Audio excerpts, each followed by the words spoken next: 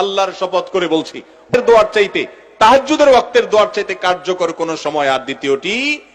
এজন্য ভোর রাতে দোয়া করার অভ্যাস করবেন। রমজান মাস আসছে, আমি সবসময় বলি ভাইরে, সারা বছর পারেন না ডিউটির জন্য ভোর রাতে ঘুমায় থাকেন, বুঝতে পারি, কিন্তু রমজানে তো সাহরি খাওয়ার জন্য উঠেন। অতএব শুধু সাহরি খাওয়ার জন্য না উঠে, সাহরি খাওয়ার পাশাপাশি 10টা মিনিট টাইম নিবেন,